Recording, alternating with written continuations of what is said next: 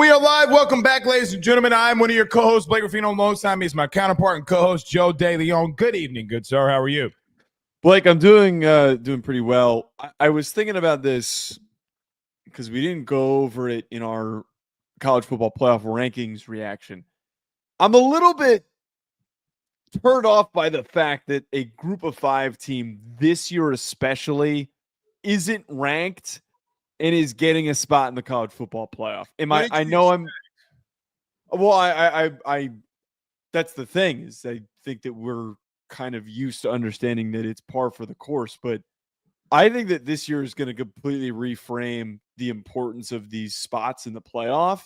And the fact that the G5 does not have a solid representative this year, I wonder what it does for the future because they change this stuff every single year. Do they give them a spot if they have that happen where there's a non-ranked group of 5 team that gets into the Here's the truth.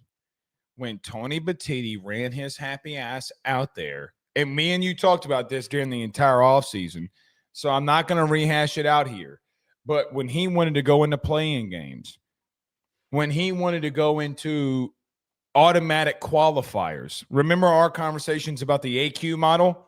Remember the pushback from the national pundits, the other national pundits about the AQ model? Boy, it looks dumb now, doesn't it? I mean, we fought it tooth and nail. Joe, could you imagine? Hold on one second. Can you imagine that the ACC gets 2 teams in again? This conference. I don't think that they are. I think that, by the way, we didn't talk about this. You're missing what I'm saying. In general. In the AQ model, yeah, they would have gotten 2 teams in. Hold on. So would the Big 12. I don't think that premise – actually, well, here's the thing. Wait, hold on one second. I would actually rather have 2 Big 12 and 2 ACC teams in than a singular G5 team. You mean to tell me that you would want a 2 or 3 loss Big 12 team in? Because I don't think people have kind of looked through this. It's going to happen. There's a very strong chance that will happen, and then you keep out one of these Big 10 or SEC teams or ACC teams regardless. Like, for an example, what if Georgia Tech doesn't wind up winning the ACC, but they have 2 losses? They're not going to get in. Georgia Tech's not going to have a good enough. No, but I'm saying what if? Oh, okay. I keep getting. Yeah, the what if. Distracted. Yes, okay. You got to play the what if in that category, but there isn't a G5 team, and there will be historically not a G5 team that deserves to be in the not only top 25, Joe. We're talking about the top 12. Well, those are the 2 layers to this. Is it's not even in a situation where you've got a team that's hovering. Like if USF hadn't lost to Memphis, I would have argued that USF probably would have been ranked a little bit behind Miami. And if they were kind of in that 19 range, I actually would have felt comfortable with them getting in. But the problem is the way that this is mapping out is that it's starting to show that all the G5 teams, there's no best team. There's a bunch of really good teams, none of which are going to be able to contend with the Power 4 teams that are in the playoff field. Did they have their playoff? Well, that was what I was going to say is what's stopping if it's going to get brought up.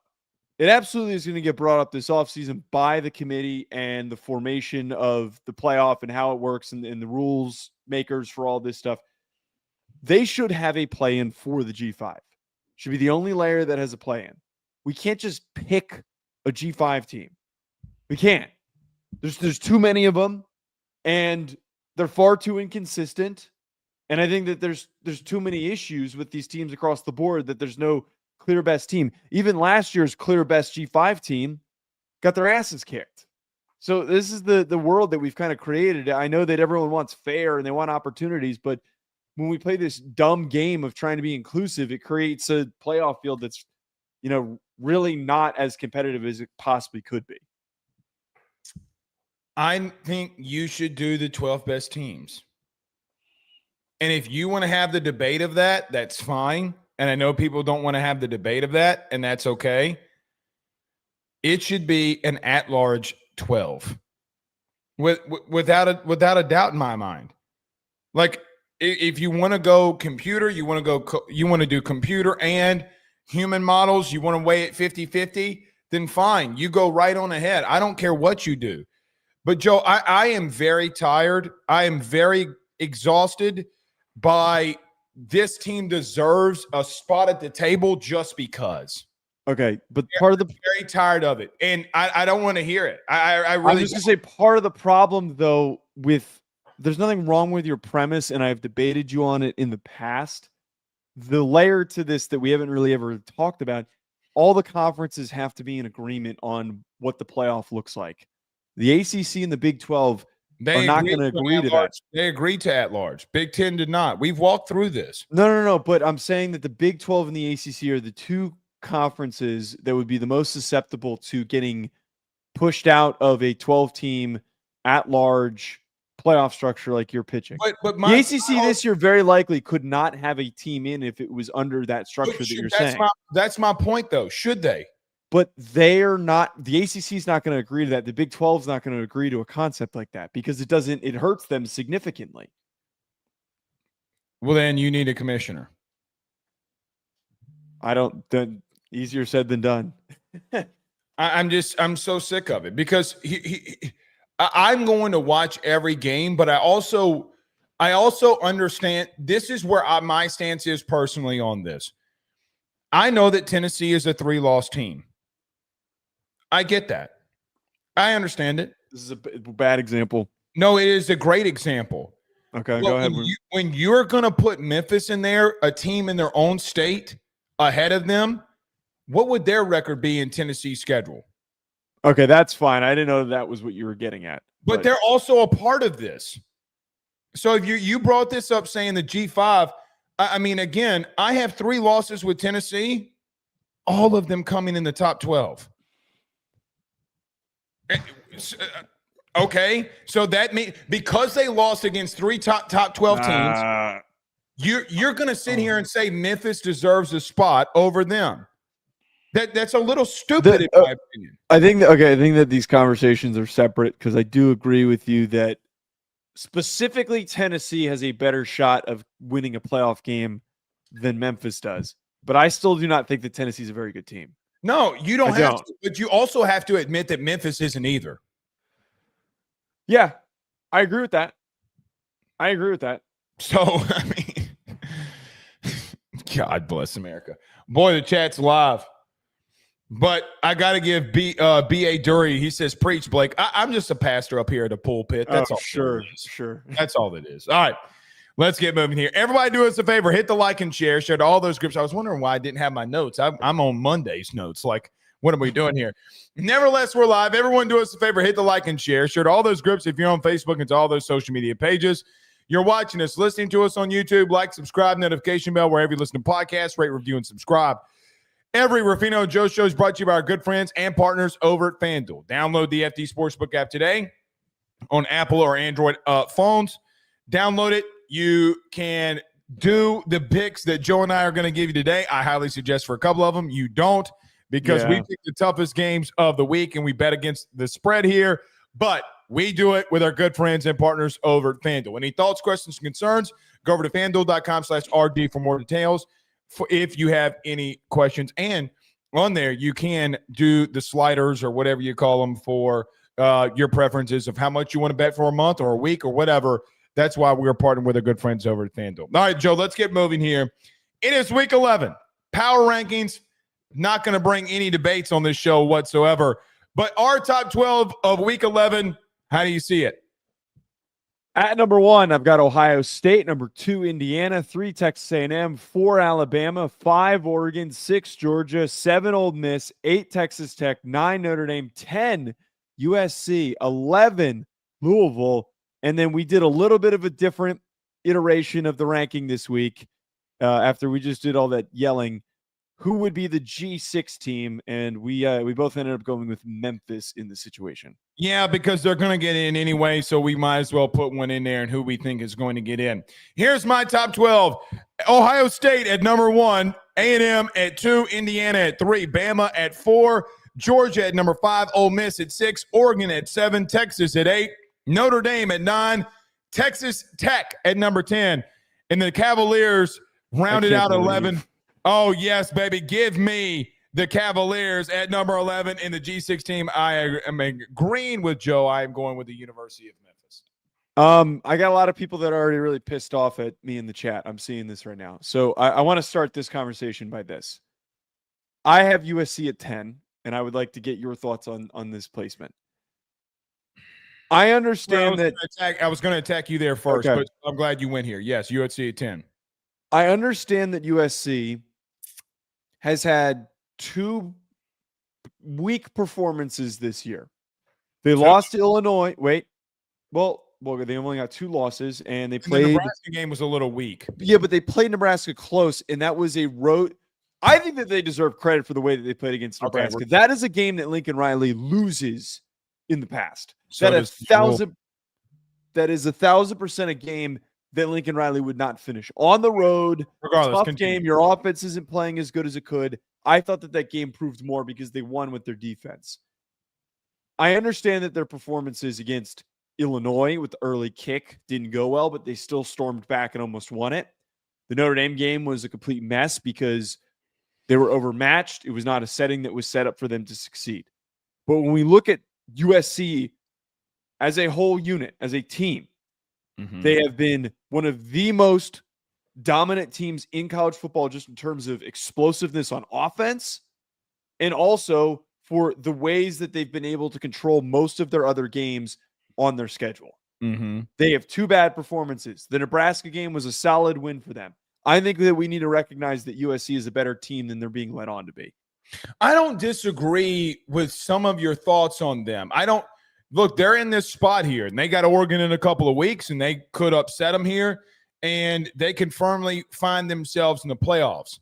But I want to say they're a bipolar team, but I don't like using that verbiage because I don't like saying that because people get upset with it. And I'm not trying to do it that way. I'm just saying, they are. I mean, it's fine. It's not it's an effective way of talking about them because different versions of them have shown up for different games. They're very bad on the road.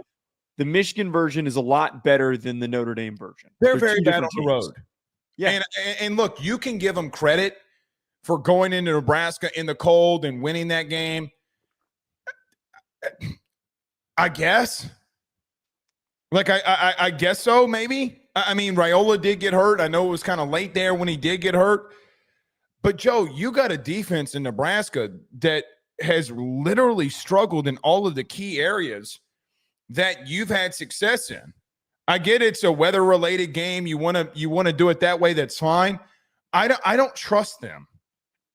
Like, I just do not trust them to go on the road and play one of these premier teams and win. I think that they're really good on offense. I think they got a lot of explosiveness. They run the ball effectively. But, man, that secondary is horrendous. And I look at their coaching staff. Brother, Lincoln did go into Notre Dame and make some really dumb mistakes. Very dumb mistakes. And I think that has to be countered into this. And when you're putting him at 10. Now, I see you here putting him at 10, just to give you a reference for mine. Like I have Texas Tech, and I'm just looking at yours. You have Texas Tech higher than that. But the team that you don't have in here is Texas. And I had him at 12 for what it's worth. Okay. But you have USC ahead of them. And I would say, you could say the Florida loss. Okay? Well, we're not doing resumes, remember. We're not talking resumes. I talk resumes. You don't. Yeah. But the bottom line is Texas is a better football team, in my opinion, than USC is. Okay, here's the thing.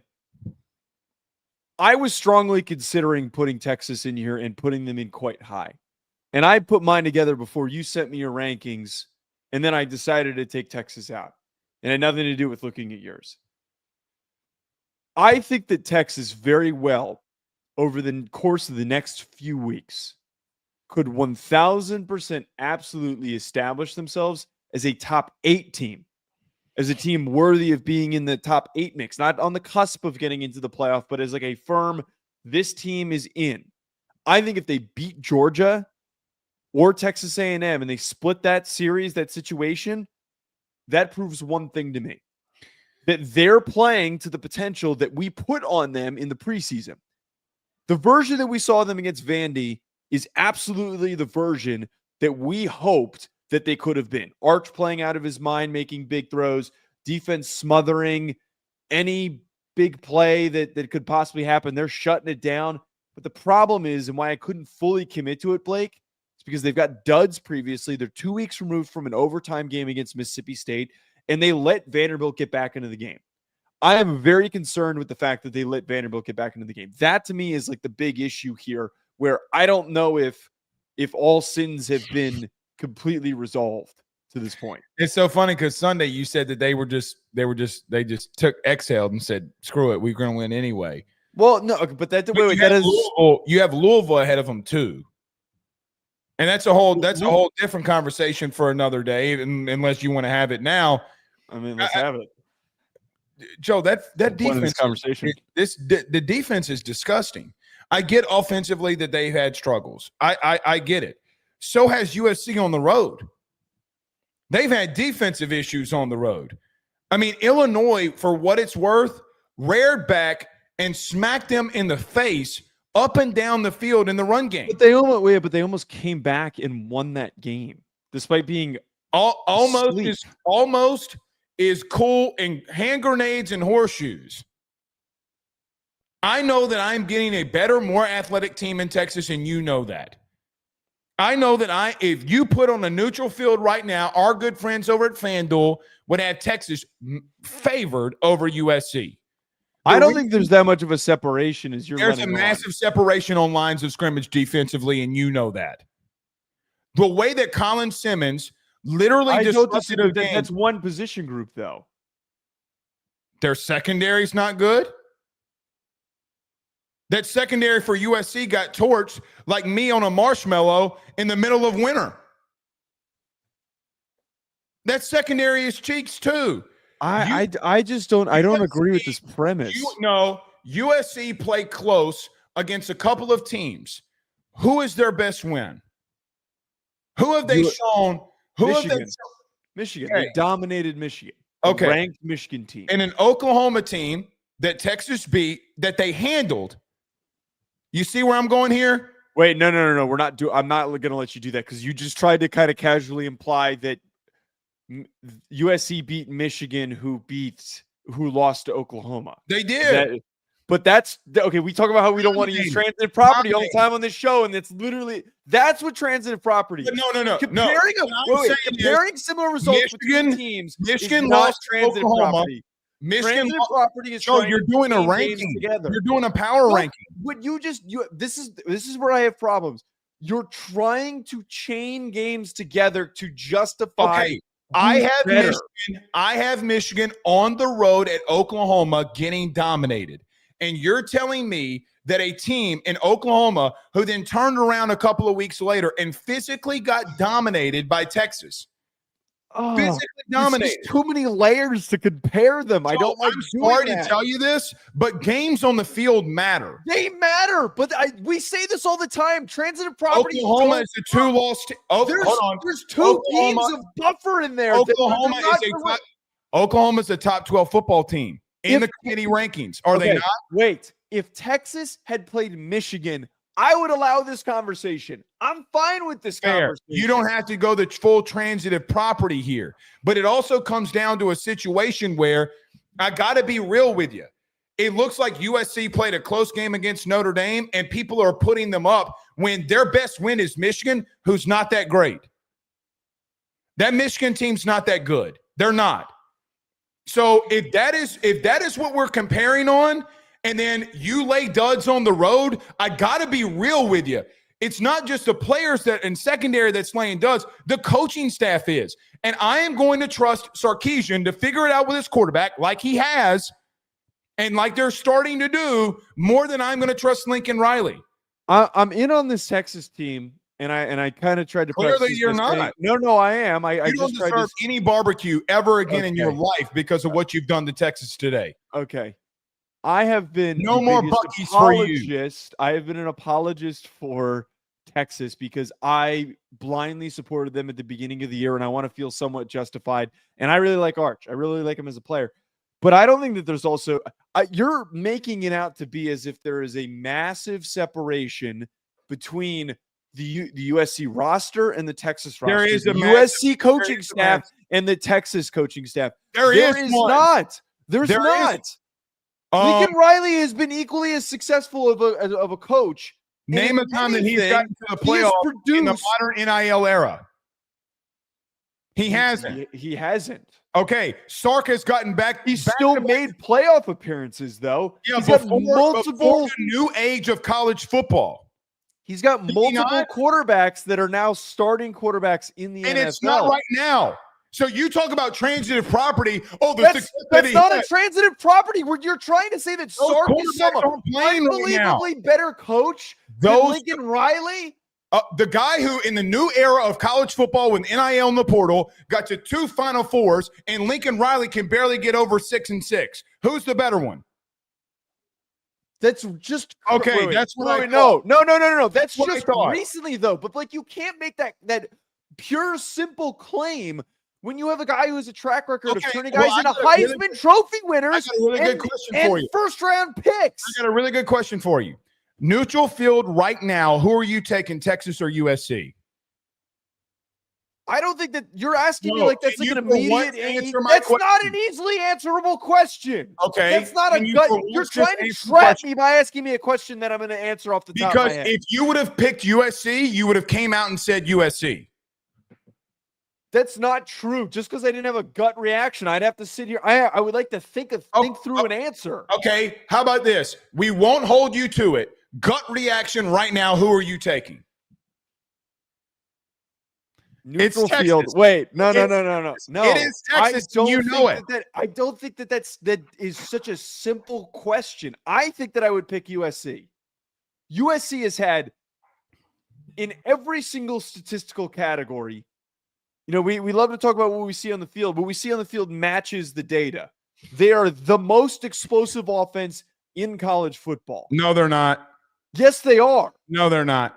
What are you talking about? You know why? Because I've seen them 4 times this year go on the road and lose explosiveness.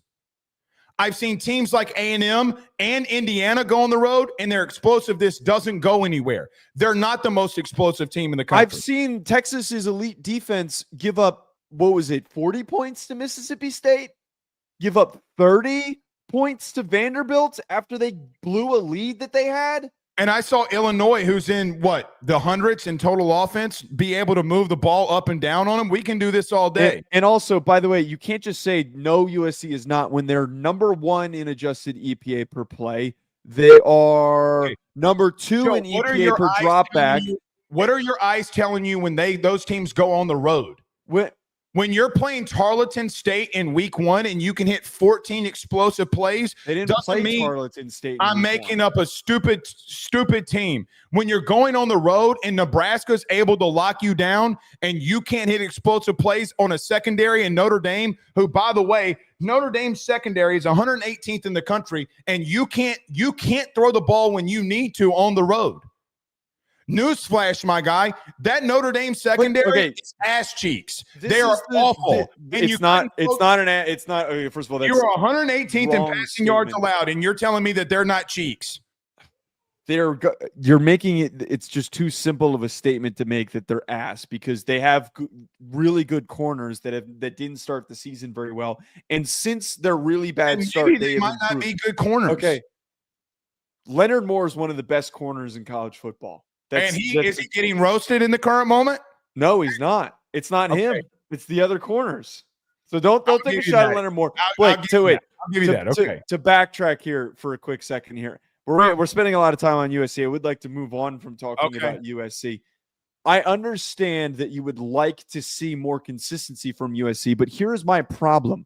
All of the teams 8 and beyond in like our relative frame of teams that we have here, and all the teams in the back end of the top 25, they've all been inconsistent. None of them have been consistent. So if I have a team that's statistically generating the most explosiveness offensively, I think that needs to be recognized. Sure, it can be recognized. And then when you go on the road and you get bent over and smacked on the ass, it also guess what? Guess what? They have 1 road game left. And they have 1 road game that's at Autzen. So they don't have to do this shit where they got to travel to the Midwest again. You can't, but here's the thing. You talk about me with resume. Here's what you can't do. You can't look forward to what teams are going to do. Wait, But you just said You that they just can't. said that- No. You just said that they can't play well on the road. They literally don't have any more road games. They have one more road game. But you said when I look at them and I look into their future, that was your exact verbiage. You can't look into their future for power ranking. This is past tense. That's not how. Well, that's also not how I look at. Here's also a thing that I have that for Texas that USC doesn't. They have ranked wins. USC doesn't. They have a ranked win against Michigan. Okay. Michigan's not going to be a ranked team, and you brought that up last night. They're not going to be a ranked team when this is over. Oklahoma will. Wait, Texas's best ranked win is against Vanderbilt. Who else do they have? They beat Oklahoma, who's at 12 against the committee, part of the committee. Which they shouldn't be. They absolutely should not be. Well, Joe, there's a lot of two-loss teams. There's a lot of teams that you think shouldn't be there, but who would you have above them? I mean, clearly you thought it was Louisville, but I mean, wait. Do you have it? So you mentioned Louisville. Why do you have an issue with Louisville? But you're willing to. We don't need to get into the nitty gritty. Yeah, because they lost Isaac Brown, and their run game is still in the 120s, and it's gonna get them beat. And when you can't go to Chris Bell, and I don't trust Miller Moss to have to throw you to a win against these other 12 teams on here. Ironically, even though Chandler Morris is Mr. Turnover King, what he's done with his legs and the way that they continue to find ways to win, I would trust him a little bit more. Isaac Brown being out is a problem for me with Louisville. I didn't want to get into comparing with Virginia, but I will give my thoughts on that in a second. I get losing Isaac Brown is an issue, but to what your point is that you just mentioned there, Isaac Brown, it's not that he hasn't been playing well. They haven't been running the ball very well. Mm-hmm. So I would almost argue that their success this season has not come off of Isaac Brown. It's come off of Chris Bell. Chris Bell and the passing attack, it's not even really. Miller Moss has been solid. He has been, he's kind of done enough in big games for them to convert and to be able to win. But Chris Bell is a big driving force, I think, for them. And I also believe that their defense, the interior of their defensive line, is incredibly underrated. It's one of the best in college football. It has been incredibly sturdy in not allowing opposing teams to move the ball on the ground against them.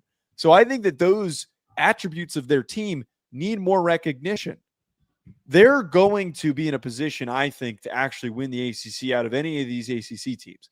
My problem with UVA, I think they've got 3 overtime wins this year. I'm just not going to invest in a team that could barely fend off teams. Like you just can't put faith into a team that can barely win games. They're going to lose a game or two.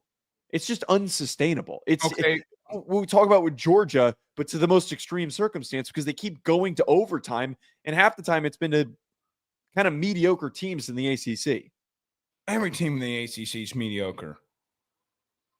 I mean, did you see Georgia? By the way, Georgia Tech's not on here. They're the only other one-loss team that's not on here. I mean, they were ranked 18th. You know why they were ranked 18th? They didn't do this for A&M, but they did do it for Georgia Tech because their strength of schedule is completely trash. Complete trash. Whose strength of schedule? Sorry. Georgia Tech's. So they'll do that to Georgia Tech, who's a one-loss team, but they won't do it for other teams. I mean, it's just the truth. I got to pick a bone with you, though. I keep picking it with you. You got to put Ole Miss higher than 7th. You're going to have to start giving them respect. I'm sorry. Blake, just because I had them in the same exact spot as I had them last week. But here's the problem that I have with what you're doing with Ole Miss at the current. You have them at 6. Yeah, but I've kept having them at 6, and I haven't moved them. And the reason they got moved down from 5th was because Georgia and Alabama kept winning against ranked opponents. So they got put down. Hold on. They got moved down a spot. But you have kept Ole Miss there when they've beaten 3 straight ranked opponents. Like I haven't moved only loss them. Comes to Georgia on the road. And I moved them. Want to defend Oregon over them. That's the problem I have. Blake, I moved them up after the game that they had against Oklahoma. And I'm going to continue to repeat this. Their run defense is awful. It's awful. We're not talking about it's not great. It's not good. It's awful. it is statistically one of the worst run defenses in college football. And them beating South Carolina this week, nothing from that game really makes me decide, I got to move them up. Blake, I think that this Oregon team has had a little bit of a slow stretch, but it feels like they're a team right now that people are just looking for a reason to drag them down. They have a very talented roster. They have a huge capability to dominate teams when they play them. And I think that the Iowa game this weekend is going to allow for us to reframe how we look at them. But Blake, we can't, I'm not going to blindly put faith in the Ole Miss just because they beat Oklahoma. I'm not going to do that. The Georgia game was very concerning for me because they couldn't stop that rushing attack. And I think there's a lot of teams in the top 6 that they would face off with that would run right through them, including Oregon. 35 straight touchdowns. You give them no credit ever. That's not a sustainable. I gave them credit. I think it's not sustainable when they do it every week. Yeah, when you're living by that by a thread. It's when not you're scoring and you're a top 15 total offense, top 10 scoring offense. It's not sustainable every week when you're doing it every week. Blake, if you build a lead, or actually forget that, if you're in a high scoring game and you can't get a stop, that's going to cost you, like it did against Georgia. Okay. Oregon runs all over them if they play them. Oregon runs all over them. Okay. I bet you they do. No, they won't. Yes, they will. No, they won't, because then put Georgia behind Oregon. Why? Why do I have to do that? Because, Joe, you got a one-score game, and you're saying that Oregon's now going to walk all over them on a team that you have. No. Hold on. I did not. You're changing my words. I did not just say to you that Oregon walks all over Ole Miss. I said to you that they have an easy time running the football. That was what I just said. I didn't imply that they blow them out. I implied that they would be able to run the ball easily. Are you Oregon replaying will walk all over Ole Miss? You literally run. I said run. Walk. You said they walk all over. No. You're trying to frame it. I also didn't say walk. You're trying to frame. You also didn't just play the emphasis. You did it. That's bullshit. What you just did, Blake. You were in a situation where this team, in order to be considered to be a legitimate threat, we talk about this all of the time. Winning along the line of scrimmage on both sides of the ball. They are winning on one side of the line of scrimmage against everybody that they played. Their O-line's been solid. They've been dominating in the run game against literally everybody that they play. I don't disagree with you with their defense. To say that they wouldn't do that to a lot of teams when Georgia, who, by the way, Georgia is run defense. Georgia's 15th in the country in run defense. And they did run all over them. And you say, well, they only had like 75 yards. And then I go in the red zone when they weren't throwing the ball. They threw the ball all the way in between the 20s. They got inside the 20s, and guess what happened? They had 4 rushing touchdowns. They lined up in the red zone and popped Georgia in the mouth. And there was nothing that they could do to stop it.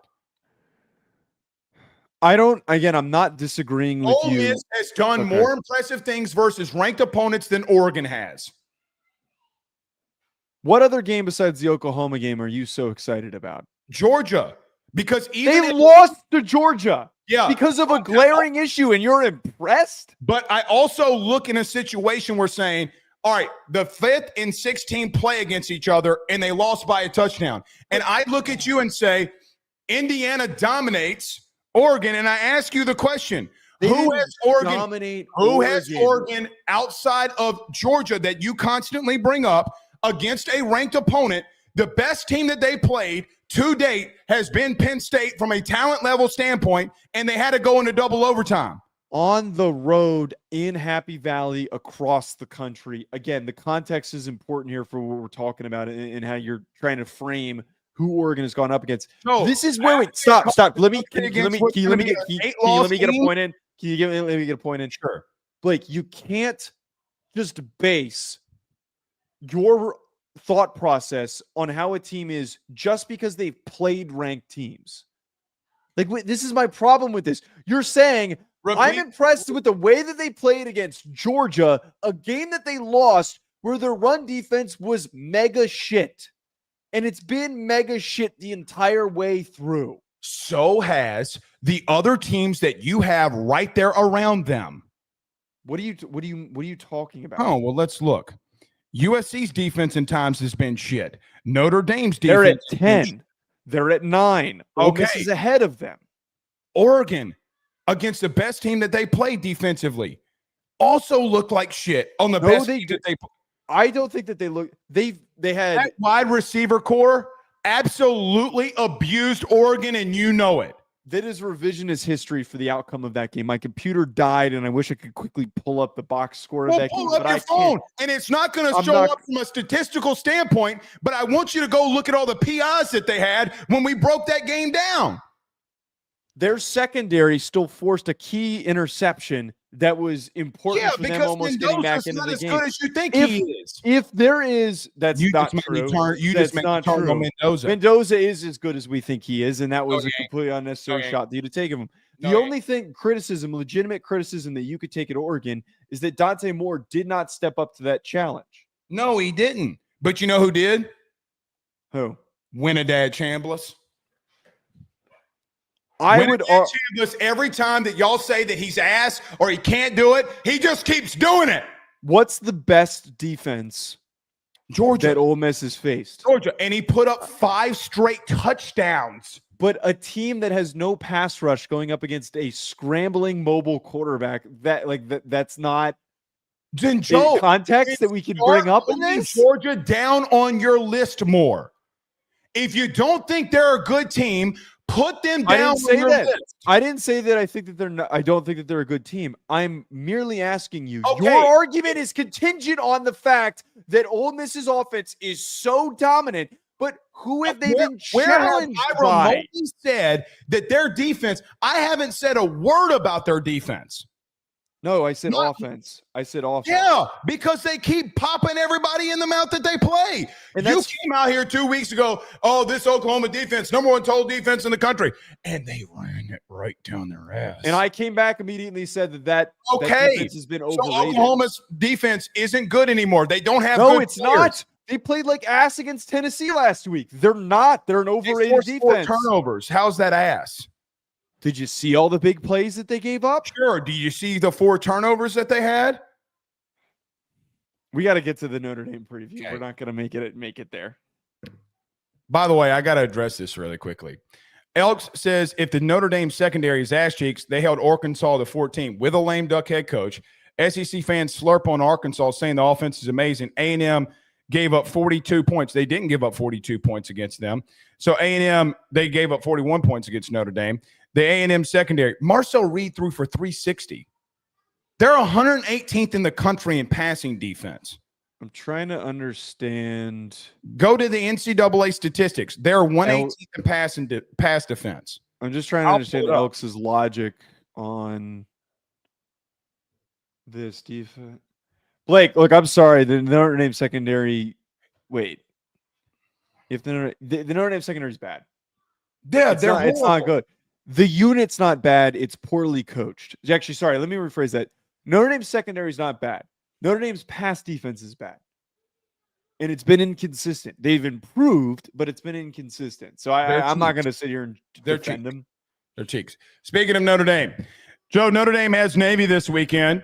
When you preview this game, how do you see it going down? Well, first starting conversation point with this, Blake, is that this game is always going to be tight, highly, not tight.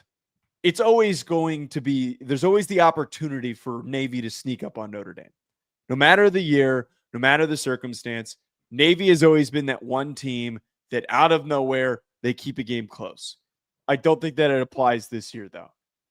Navy has one of the worst defenses in college football. And I implore anybody to go back and watch the way that they performed in their first loss last week when they actually started to play a real team when they played North Texas.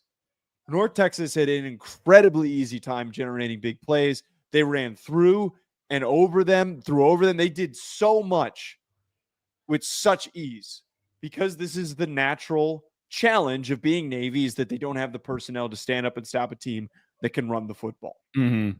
Notre Dame's not going to have any issues in this game, but it at least serves as an opportunity for them to dominate them like they did last year and to really establish where they sit in the college football playoff ranking. Speaking of bad secondaries, CJ Carr, you better put up 300.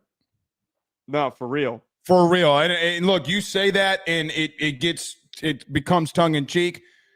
Joe, Navy legitimately, for what it's worth, is not like they have not faced off against what they're facing off with this week. No. I'll give Denbrock this. When he sees a massive weakness, I know that you look at Miami, you say what you say, first time starter, whatever. I'm not holding that on Denbrock. He's going to attack that weakness. You throw the ball around, open this thing wide open. I do ask the question if Navy can do one thing. They're the number one team in the country in rushing. They're one of the best teams on third down. What's so wild about this is how good they are in time of possession, but how bad they are on defense. Joe, I think it's worse than the numbers even put out there because of just how much time of possession that and how long that you have the ball and how bad you've been defensively. Man, I got to be real with you. I think that this one's going to be a slaughtering. I do. I think people look at Navy and listen, I love the midshipmen. I love all the service academies. I don't like saying this. I want Navy to beat Notre Dame. I want all service academies to beat whoever they're playing. Okay. I do. Go Navy, beat Notre Dame. But the bottom line remains here is, Joe, when you have one of the best teams in time of possession, you have the number one team in the country in rushing, and your defense has still been that bad, it's worse than the numbers put out. I think they need to toss this pill around. I'm not saying give Jeremiyah Love a rest. It's not what I'm trying to say here. But after the performance that you had last week and some things that went clunky for you, you kind of had to refocus, whatever the situation was, go out there and sling that pill around because I think this secondary is worse than all of the numbers put out. And I think CJ Carr's done a lot of really good things this year and continue to get him those reps and build off of it. I agree with your point there. One thing on Navy's side that Notre Dame needs to be prepared for, the rushing attack, the option that they run. They throw the ball a little bit more than they've done in the past, which is so wild. And they don't do it very effectively. But Blake Horvath has been just a really dominant player for them at quarterback. He's got 900 yards rushing this season. He's got 13 touchdowns. And then Teska, their big-bodied fullback style rusher. He has been a guy over the last couple of years has been important for Navy, 523 yards so far this season. Mm-hmm. The one thing that's been just generally really weird, though, is we're talking about how bad this defense is. I feel like Navy's defense is at least usually fundamentally sound. I feel like we usually see that they're well coached and maybe they don't have the big bodies, but they find they're not fundamental right now. No, they find sneaky ways to kind of trip up whoever they're going up against, and maybe they just keep everything in front of them. They do all the little things right because they're a service academy. They're going to be able to be a lot more refined because they're in school to pay attention to detail. But this season, they're 126th in EPA per dropback allowed. They're just giving up big play after big play. And again, I bring up the North Texas game. That was almost hard to watch. It was a blowout early, and then Navy kind of stormed back a little bit, but they couldn't hang on because they couldn't stop North Texas from creating big plays. That North Texas running back, the freshman that they have, had 4 touchdowns. He had an easy time, and I think that Jeremiyah Love has an easy shot to replicate that similar production. Blake, I thought you brought up a good point, though, with this matchup. They didn't play great against Boston College, and Boston College was supposed to be a bottom feeder. And they're such a bad team. What are they, 1-8 now? Yeah, they're 1-8. And I brought this up on my Bleacher Report coverage for Notre Dame after the game and then also in the preview that I did. I talked about how Boston College is just always the team that whenever Navy and Boston College are always the two teams that fit in this criteria, but Boston College especially will always shock Notre Dame when they're least expecting it. So when that game was close, it didn't really surprise me knowing the history of that rivalry. But I would like to see, coming off of that last performance and CJ Carr being a little bit slow to get going, I need to see Notre Dame hit the ground running. I need to see them attack there can't be any more instances in the coming weeks. And we're going to talk about the Pitt game probably next week because Pitt's ranked now. Mm-hmm. They have to really, really be unrelenting and just go after this Navy team, because if they hang around with them like Navy is kind of done to stay afloat in the past, it could make this game closer than it needs to be. Joe, you brought up something that's very interesting that I wanted to bring up here, and speaking about Navy and what we're talking about. I know that game, look, I mean, when I look at Navy like versus North Texas, it was 14-0 after the first quarter. And then they traded blows. Both of them from that point on would score 17 points. They came out and punched them in the mouth. But here's the thing, too, that I want to bring up. When I look at Navy, they had 311 rushing yards. And I know that Blake, they're playing North Texas. North Texas is not a good team. I'm not saying that they're Notre Dame or anything like that. When you run for 300 yards on anybody, that's just impressive. But the thing I want to point out against last week that we saw in North Texas versus Navy, Joe, they did run the ball with Caleb Hawkins for over 200 yards. And this secondary is bad. They didn't throw the ball around, and they're still 111th in the country in passing yards allowed. Meaning North Texas, who normally throws the pill all over the place, didn't have to. I just think that this one's going to get bad. I think it's going to get bad early. I think CJ Carr goes out there and they find the rhythm. I'm not saying it was a look ahead, let down. I don't care how you characterize it. I just think Notre Dame's too much and Navy's is gonna feel it. But look, the one counter arc that I haven't mentioned that worries me a little bit for Notre Dame here. You're going up against a third down offense in Navy that's fourth in the country.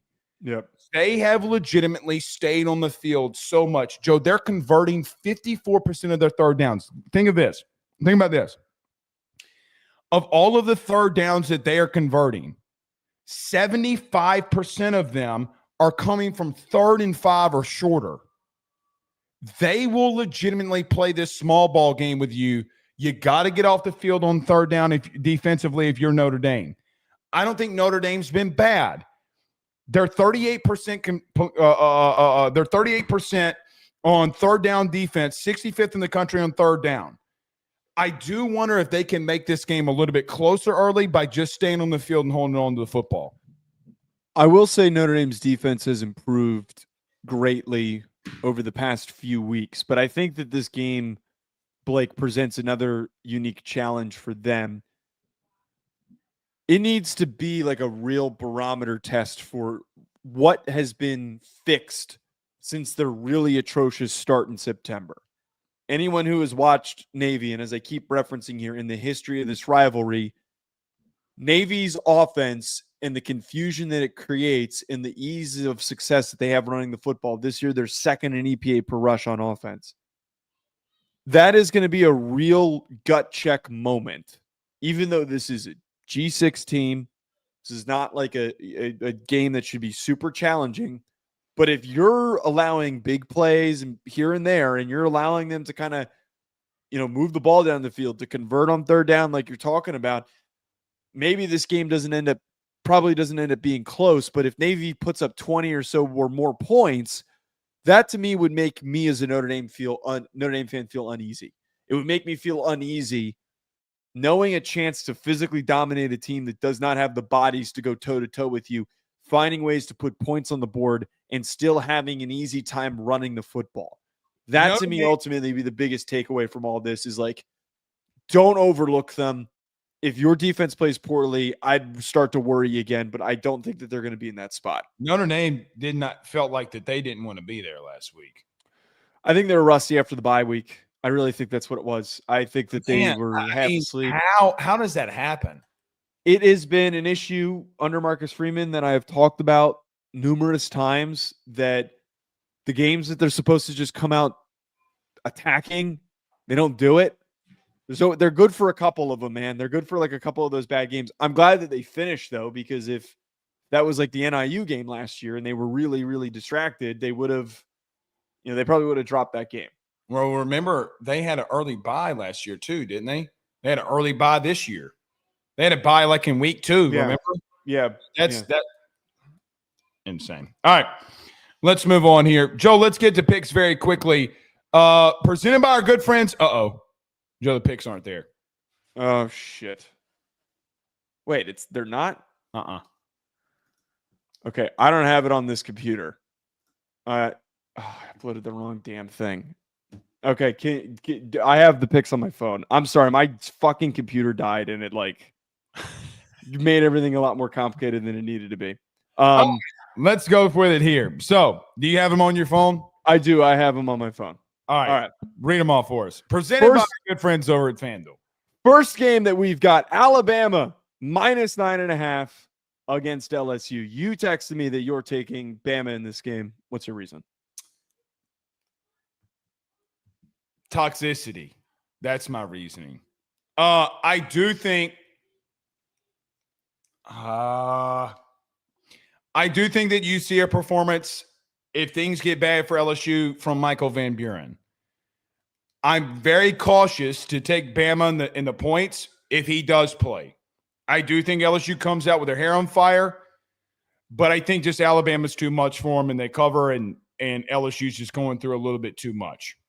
Do you think that there is any chance that Van Buren plays? I 1,000% believe that Michael Van Buren will play on Saturday, yes. He's going to play but not start. I don't think he starts. Things are going to have to get very interesting today, which I don't know what happened at practice today and tomorrow. Just don't be surprised. That's all I'd say. I'm taking Alabama as well, and I agree with you for this reason. I think that this game being at home in Tuscaloosa is just the biggest benefit. I also don't think that this is going to be a game or a spot where you see the team rally around Brian Kelly. I don't think that that's how they're going to be. Frank Wilson.